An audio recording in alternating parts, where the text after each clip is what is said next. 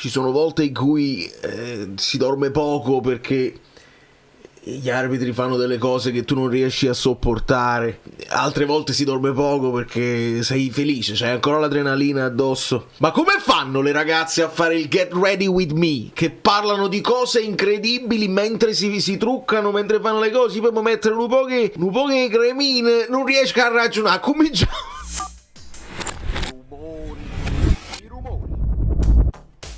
Bisogna idratare, anche perché poi idratare, tu bevi magari tutta la giornata perché è importante bere, però poi devi dormire perché è quando dormi che il corpo si rigenera. Però se hai bevuto assai ti svegli per fare pipì e il corpo, guagliù, che bellezza. Allora, tanti screenshot, tante pagelle, o meglio una pagella, giusto? Io non lo so, penso che magari ho messo addirittura la pagella di Højlund in copertina, perché non è possibile, però lo fanno apposta, lo fanno per farci incazzare, per farci parlare.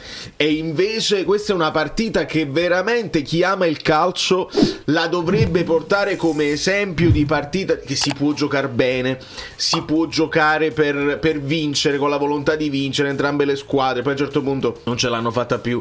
Si può arbitrare bene, si è dimostrato che si può avere un arbitraggio logico in un tempo, poi nel secondo tempo un po' di meno, però si può avere. Poi le polemiche ce le portiamo alla fine, però secondo me è stato uno spot per il calcio italiano. A momenti, a tratti ci siamo alternati nel possesso, poi alla fine mi pare che c'è un equilibrio totale 50 e 50. Vi siete iscritti al canale? No, perché l'amico Emiliano si è iscritto e io gli do il benvenuto.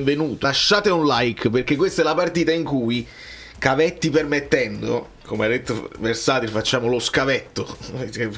È proprio la partita in cui non siamo risultatisti, perché 2-2 loro erano già avanti, mantengono i 4 punti di vantaggio, però la sensazione generale che registriamo è una sensazione di grande soddisfazione, e quindi non è il risultato alle volte che ti fa esultare, ma il fatto che stai giocando bene, che non ti sei arreso, che non muori davanti alle difficoltà. E sono alcuni atteggiamenti che poi ti danno quella sensazione di quest'anno vinciamo o non vinciamo, ma ce la giochiamo fino in fondo e non ci lasciamo andare in quella lassività, vabbè, è meglio che arriviamo decimi. No, quest'anno con Conte no.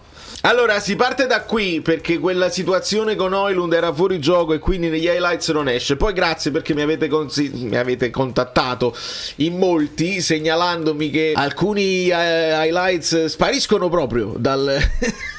L'azione di Højlund che non si può far vedere, vabbè. Allora qui sì, McTominay sbaglia, glielo chiedono anche, lui lo dice in intervista, dice: tutti commettono errori, siamo tutti umani, tutti possiamo commettere gli errori, l'importante è rialzare la testa. Però non è che lo dice lui di spontanea volontà, glielo chiedono: hai fatto quell'errore e poi ti sei ripreso. Questo è importante dirlo, perché non è che là lui ti può rispondere: no, veramente ha sbagliato la botka perché me l'ha rata che ero marcato. Non avrebbe messo il compagno sotto al pullman. Frase inglese che se non la capite non la potete capire. Però c'è da dire che qua sul passaggio di Lobotka, forse Lobotka pensava di passarla a se stesso. Cioè quando Lobotka riceve questo pallone spesso gliela danno, o la controlla bene o la ridà direttamente di prima, perché ti arriva la palla così e tu di prima la ributti al primo libero, mentre McTominay cerca di controllarla. Quindi se lo possono dividere secondo me a metà e metà, perché Lobotka poteva andare da Savic, poteva ritornare qua da Jesus, insomma una serie di cose. Teniamo presente però questo, perché qua Di Lorenzo e Di Marco vanno visti, perché qua parliamo sempre di esseri umani, però Di Lorenzo qua è in vantaggio. E più che dire a Di Lorenzo dovevi correre di più, io voglio, questa è la partita dove si fanno i complimenti secondo me a una squadra che comunque è forte, e Di Marco corre come un indemoniato su quel pallone. Lautaro la cede a Thuram avanza col pallone proprio aspettando la sovrapposizione di Di Marco, che però deve essere in rosso perché in azzurro siamo noi. E vedete che qua Di Lorenzo non riesce a tenere il contatto con il suo avversario. Poi però ci sta anche che tu da quella posizione, mamma mia, da questa angolatura, da questa angolazione si vede abbastanza possibilità, no? Però il portiere qua non è che può cadere, non può buttarsi, il tiro è forte, oltre che essere molto angolato perché finisce in questa zona, ed è una cosa incredibile, proprio baciando il palo interno, il portiere l'unica cosa che può fare è allargare la gamba verso il portiere, verso la palla. Però il tiro è talmente forte che Milinkovic-Savic ci prova, qua fa bene a chiudere il primo palo, ma ci prova ad allargare la gamba, la palla è fortissima così e non ci arriva proprio. Poi però merita parecchi screenshot il primo gol di McTominay, perché si parte, è un'azione manovrata, non è un recupero palla dove tu vai in transizione, assolutamente no, azione manovrata codificata by Conte, perché Politano fa delle cose che abbiamo visto fare alla Neres. La palla lo botka verso McTominay di prima, però non va la palla su Politano, va sul terzo uomo che è Højlund direttamente, che è in rappresentanza, proprio il pivot, la torre, quella a cui ti appoggi, che poi smista alle volte. Vi ricordate quelle azioni di tacco Højlund con Neres che gli va intorno? Facciamo esattamente la stessa cosa, quindi palla diretta su Højlund, che lo vedete tiene a bada Akanji, lo tiene a bada e fa la sponda proprio a muro per Politano, che intanto ha fatto la mezzaluna. Bellissimo. Questa mezzaluna porterà Bastoni completamente fuori posizione perché lo vorrà seguire. Vedete, nel momento in cui Politano cede la palla ad Elmas, Bastoni a questo punto continua la sua corsa per andare a contrasto con Elmas. È molto lontano a Bissek, che sta mantenendo la linea, perché l'idea di raddoppiare anche Højlund ci sta. Non è che Bissek sale alto su Elmas. Si è abbassato tantissimo anche Luis Enrique, perché non lo vediamo inquadrato, ma qua sotto, qua su tutto a posto, c'è Spinazzola. E qua ce la prendiamo la soddisfazione di dire che in quella zona si poteva vincere la partita, nel senso che lì individuavamo la zona debole dell'Inter. Spinazzola è bravissimo. Napola. Dunque, guarda questa mossa del piccione. Il piccione piace. Importante YouTube, ciao. A trovare, non deve puntare. Bastoni sta arrivando di corsa in affanno. Luis Enrique lo guarda ma non lo affronta e trova questa linea di passaggio per Elmas, che sta continuando il movimento, ed è tutto bellissimo perché nel frattempo a riempire l'area Politano sta facendo il Neres, quindi si muove più centralmente e arriva al limite dell'area. Dopodiché, con una furia pazzesca, lo stesso McTominay va ad attaccare il primo palo. E la cosa incredibile sul cross di Elmas è che McTominay anticipa anche Højlund, in qualche modo dice e Højlund capisce e va ad attaccare il secondo. Però il taglio di McTominay è fantastico, il tocco è leggerissimo perché il cross è fatto bene, è forte e teso, e quindi tu lo devi solamente toccare per deviarlo, non devi tirare che poi il tiro va a finire chissà in quale curva, no, devi proprio deviarlo. Grande, vabbè, che te lo dica a fare. Dopodiché volevo parlare anche un po' degli accoppiamenti, perché devo ripetermi ancora una volta. Il Napoli si sceglie degli accoppiamenti di base da seguire. Per esempio, questa volta abbiamo visto che non era Elmas ad andare sul regista, ma era Lobotka a seguire da vicino Çalhanoğlu. Però ce ne sono sempre delle alternanze a seconda di dove sta la palla e a seconda di cosa sta facendo l'Inter.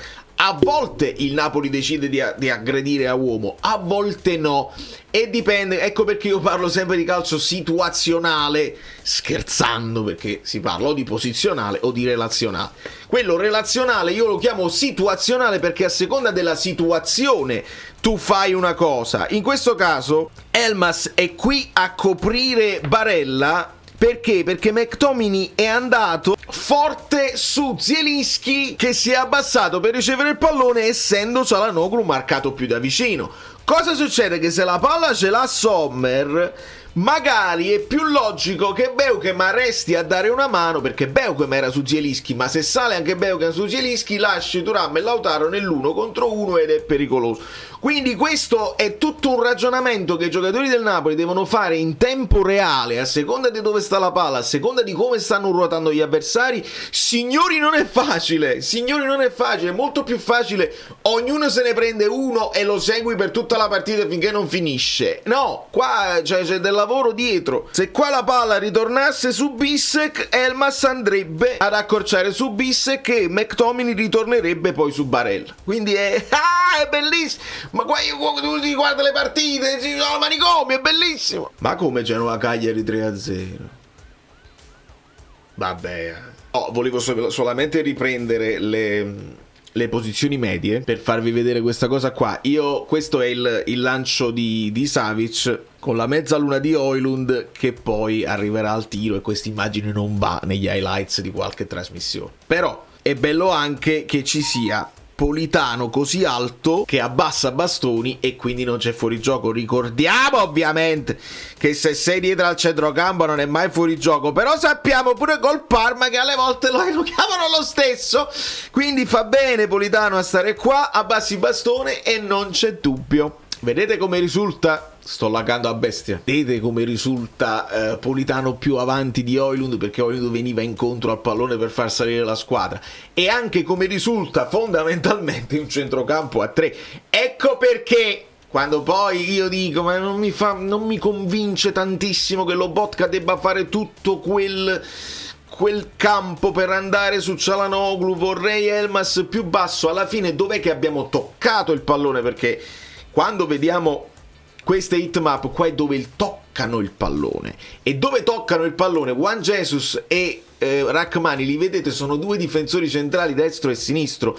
Non risulta Juan Jesus braccetto e Rrahmani centrale, perché qua è dove toccano il pallone, e quando il Napoli sviluppa che si spostano così, la difesa diventa praticamente a 4 con Beukema terzino destro che avanza per mettere in difficoltà la catena di Marco Bastoni, dove possono scendere Di Lorenzo e Politano che viene al centro, e li hai messi anche in grossa difficoltà con questa idea. Sposto perché senza saperne leggere né scrivere, al momento del lancio di Savic Højlund si mette dietro al centrocampo proprio per non essere in fuorigioco.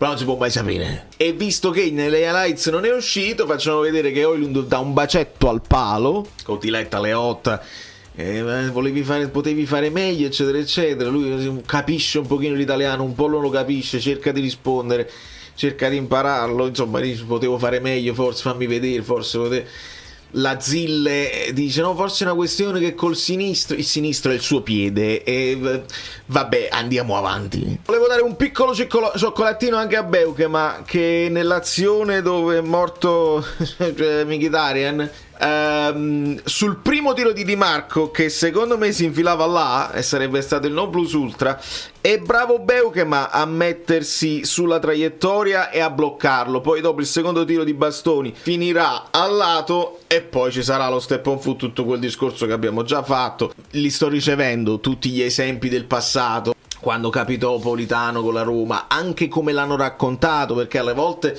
no, ma quello è un pizzico, alle volte il step on foot è codificato, alle volte però dipende, c'è step on foot e step on foot. Lo stesso Rocchi disse una volta a Ferrara, disse no, non sono tutti necessariamente dei falli, quindi non è che è codificata, è così. Alle volte sì e alle volte no. Lo stesso Milan si è messo a paragonare le cose perché Østigård non l'hanno chiamato, insomma non è come io dal vivo dico vabbè, ce l'hanno fa il rigore, non c'è niente da fare. Non era proprio così automatico, onestamente. Però resta eccessiva la reazione di Conte, che secondo me è un accumulo di una serie di tensioni. Siamo stati molto zitti col Verona, molte cose sono passate in cavalleria. Adesso domani dovrebbe uscire l'open bar, dovrebbero fare un open bar di un paio d'ore se volete assimilare gli episodi dell'altra giornata e di questa.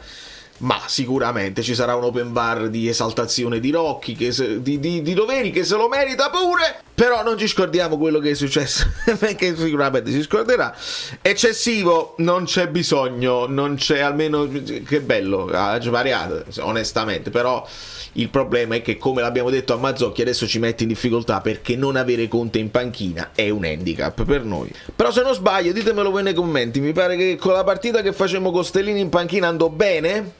Così, memorie. Prima cosa, Politano riceve palla da Di Lorenzo, non fa 40.000 tocchi, fa un controllo e direttamente il cross al centro, subito, senza cincischiare. Bravo Politano. Seconda cosa, quando il Napoli segna, quando Scott segna, Elmas dopo aver risultato si va a pigliare il pallone perché vuole vincerla. Siamo all'81esimo, l'abbiamo recuperata ancora una volta. Elmas si vuole andare al pallone e vuole avere più tempo a disposizione per vincerla. Terza cosa, Scott va a esultare, qualcuno lo raggiunge, il capitano va subito da Lang perché sa quanto è importante per Lang questo secondo assist consecutivo, ricordiamolo, e sa che l'impatto è importante e sa che è uno che ti può dare una grossa mano, quindi bravo il capitano qua che capisce. Scott non c'è bisogno nemmeno più di abbracciarlo, è quasi scontato che è lui l'MVP generale. Andiamo a dare soddisfazione a Lang per l'assist. Quarta cosa, ed è quella più importante, ed è quella dove voi community siete i miei eroi perché me l'avete segnalato voi, me lo stavo per perdere. Qua Scott prende una grande manata in faccia perché Bissek va a farfalline e nelle farfalline gli mettiamo una manata in faccia, mano, gomito sulle spalle eccetera eccetera per saltare, manco la prende. Scott mica si butta a terra rotolandosi cercando il fallo. Andate a vedere al VAR, mi ha messo la mano e forse magari avrebbero potuto anche dare. Scott resta in piedi. Scott, se avesse fatto tutta la sceneggiata generale, non avrebbe riuscito a trovare il pallone poi ridato da Lang. Scott resta in piedi, signori, questa è la mentalità, questo è il giocatore che voglio, questo è il Napoli che mi piace. Invece di andare a cercare il mezzuccio in piedi, fammi segnare, dai, la va a prendere, sì, mi fido del compagno, resto in piedi perché tanto sì, a mano in faccia e vabbè, non fa niente, un po' di occhiaie, un po' di pelle secca, non fa niente, segnare. Quinta cosa, il gesto di Lang atleticamente, tecnicamente non è banale, devi averla queste capacità tecniche, non è manco il piede suo, applausino a Lang. Poi ci sarà sesta, settima, ottava, altre cose sul gol, ma voglio ritornare su quelle cose che non si vedono negli highlights, e cioè quello che deve fare il Napoli in fase difensiva, e in alcune fasi è stata brava l'Inter, specialmente dopo il gol, a mantenere il possesso, a metterci in difficoltà, ed era qua che non mi faceva impazzire. Lobotka, lontano, vedete quanta strada deve fare per arrivare da Çalhanoğlu. Elmas, tanta strada per arrivare da Bissek. Perché? Perché non gli vuoi dare l'uno contro uno con dei lanci che loro possono fare sia col portiere sia con lo stesso Çalhanoğlu. Questo qua è Beukema che tiene un occhio a Zielinski, ma nel momento in cui la palla arriva a Çalhanoğlu avranno studiato che Çalhanoğlu non ritrova Zielinski perché l'Inter è più verticale. Quindi se la palla ce l'ha Çalhanoğlu, Beukema indietreggia e va a dare una mano a Rrahmani e Juan Jesus. Tant'è vero che questa palla di Çalha arriverà proprio in zona Thuram e la prenderà di testa Beukema. Capite che la bellezza di tutto questo?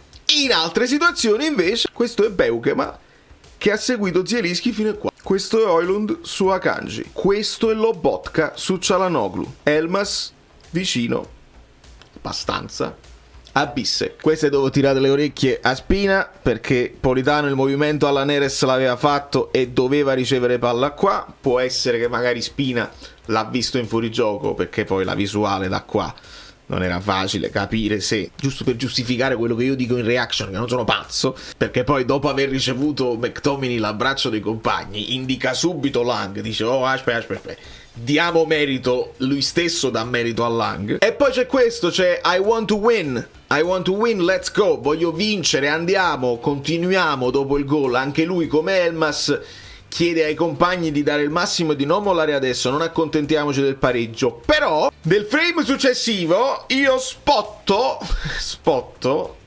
un Politano che invece calma, va piano così, che lo farà una seconda volta anche con Elmas che cerca di accelerare una rimessa laterale. Qua ditemi voi, è anche l'esperienza di chi sa che ti può arrivare una siringa all'ultimo a tutto se ti scopri poi all'arma bianca. C'è chi ha la percezione di non averne più tanto di benzina nelle gambe, sta chiedendo calma per quanto riguarda l'ingresso di Mazzocchi, perché magari può essere pure che in questo momento lui sta dicendo aspetta, posso continuare a stare in campo ancora un po'. Ditemi voi. è qua che gli dici proprio stai calmo Elmas, stai calmo, batto io, poi la batterà Di Lorenzo. Però questo è un anticipo del Bordo Cam, ci sarà una Oilund Cam un'altra volta, ci sarà una Lautaro Cam, ci sarà una Conte Cam, ce la devono far vedere. Lo so che c'è un'altra partita subito, però questa partita qua andrebbe milcata per tutta la stagione. È un peccato che sia arrivato così presto, anche perché poi non avevamo giocatori. La cosa più grave è Dumfries, che non c'è Dumfries, c'è anche Issa, De Bruyne, Lukaku e chi là, no, manca Dumfries. Come fanno? L'atteggiamento di Lango che segue, va in pressing alto su Bissek, che lo segue fino a qua dove poi finisce il campo. Bissek si butta a terra facendo finta di aver subito un fallo che Lang non fa, e la chiudiamo così, andando all'altro scavetto per le pagelle, perché onestamente lo so che il video diventa lunghissimo, ma gli amici Belini del gruppo Telegram sono molto più seri di quelli di altri che fanno le pagelle. Danno 6 a Milinkovic-Savic. Io penso di essere d'accordo, fa una parata su Thuram, su quel colpo di testa non difficile, un'altra parata non difficile su Bissek, poi c'è il palo di Mkhitaryan che viene deviato da Di Lorenzo sul palo, là, un po' di fortuna, poi il rigore e il tiro di Di Marco imparabili. Premio Mishu a il sorridente, il mattacchione, il bambinone del gruppo, che insomma un po' di difficoltà si è vista, però ripeto, tornato anche lui, non lo ripeto, non l'ho mai detto, tornato anche lui dall'infortunio, vedete quanto lavoro c'era da fare tra il rimanere, tra il seguire. Non è facile assolutamente. Con Italiano segui il tuo uomo e basta. E quindi Beukema 5,5. Quello che mi è piaciuto delle pagelle di pressing è che fa tutta la descrizione e poi dopo il nome con il voto. Quello mi è piaciuto. I voti in sé stesso no. Al di là di quello che è stato il pestino, come ha detto Guido, il pestino fa una partita molto attenta. Se ancora una volta si parlerà di un Lautaro che nei big match viene a mancare, un po' di polemiche possono montare su Lautaro, e grazie a Ramir Rachmani. 6,5. Che vi devo dire più di quest'uomo che insomma tutti gli effetti ha scalzato il nazionale Alessandro Buongiorno, per cui si sono spesi anche dei bei soldi. Lui è venuto parametro zero, prende un milioncino scarso, aura infinita per un Juan Jesus che a fine partita dice anche sì Marcus Thuram è un giocatore forte, ma io non sono abituato a marcarne altri anche di più forte, non è stato così difficile. Juan Jesus 7, mi sembra corretto e bilanciato tra le cose che ha fatto bene e le cose un pochino meno, perché poi sulla fascia nostra destra abbiamo sofferto un po' di più. La sua deviazione però è provvidenziale sul tiro di Mkhitaryan, altrimenti staremmo a piangere per un'occasione persa. Di Lorenzo 6. Ha fatto un po' discutere la sua prestazione, qualcuno ha parlato di un Lobotka un po' appannato, ha diritto no. Intanto io l'ho visto un po' appannato col Verona, secondo me è ritornato in grande spolvero, si deve dividere quell'errore con McTominay. Lobotka 6+, premio Riali per uno scozzese che non è nato in Scozia, che ha un inglese molto stretto che però si capisce se fate attenzione e se conoscete un pochino l'inglese, altrimenti diventa difficile. Mediano tuttocampista con l'istinto dell'attaccante, che nasce trequartista e non è un caso, capace di sventagliate all'inglesi, di non cadere mai in provocazione, di non cadere per finti colpi presi ma non gravi. McTominay 8,5. A me mi piace assai Spinazzola. Soddisfazione mia personale e di tutti quelli che ci hanno creduto dal primo minuto. Mi piace sempre di più a sinistra, a volte con compiti di copertura sul regista, a volte no. Come è stato ieri. Elmas è il giocatore che serviva al Napoli, proprio perché ti ha occupato tutte le fasce del centrocampo e dell'attacco nel momento in cui c'è stata la grande emergenza, e il ragazzo ha risposto. Elmas 7-. O Zampetto, la zampina ce la mette sempre, può piacere o no, e qualche cosa la deve fare meglio, però io ho apprezzato che abbia fatto tutto il lavoro alla Neres, che di solito non è il suo forte. Politano 6+, qualcuno gli ha dato 5,5. Gli stessi presenti in studio hanno riso al voto, che è assolutamente di qualcuno che non ha guardato la partita, e gli fanno fare il tuo compito nella vita, lo stipendio lo prendi per fare i voti.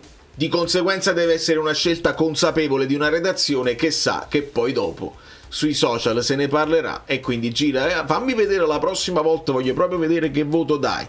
Højlund 7+, ad ogni partita diciamo Noah, è il momento tuo, devi prenderti il campo, devi prenderti il Napoli sulle spalle, non è possibile che tutte le cose che ci hai fatto vedere negli highlights non le puoi fare, poco tempo ma la zampata la mette, Lang 7, Paco piano, non ti fa pigliare, non ti piglia gol, piano, bravo. Speriamo di non insomma non subire un contraccolpo con la sua assenza. La partita col Parma è fondamentale se vuoi dare continuità a quello che hai fatto a San Siro, e ancora una volta ha dimostrato di essere sul campo, sulla tattica, sulla preparazione della partita, e non solo perché il condottiere che c'ha la grinta, no, proprio roba di campo. Conte 7,5, quando poi un piccione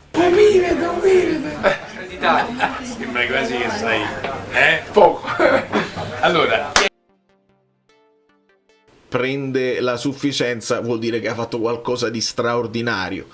Doveri 6. Sapete che se le faccio così le pagelle sono anche da contenuto a parte, non lo so, ci ragionerò. E vi bacio fortissimo. Genoa, fammi capire. Quale Genoa? È tardissimo, adesso gioca pure la Juventus. Troppo lunghi questi video, ma a qualcuno di voi piacciono quelli che sono arrivati fino alla fine, lasciassero l'emoji della lumachina, perché chi va piano va sano e va lontano e non c'è fretta. Solo uno short per parlare della partita non si può fare, ho bisogno del tempo è un divertimento mio parlarne con più dovizia di dettagli, ma questo vale quasi come doppio video giornaliero, perché c'è la reaction che stava ancora cucinando, stava ancora pappuliando. Domani dobbiamo parlare del Parma, se no tutto questo non è servito a niente. Da New York, Valerio più del tutto, vi abbraccio, vi bacio, vi chiedo i like, vi chiedo l'hype, e se ho dimenticato qualcosa scrivetelo nei commenti. Grazie a tutti.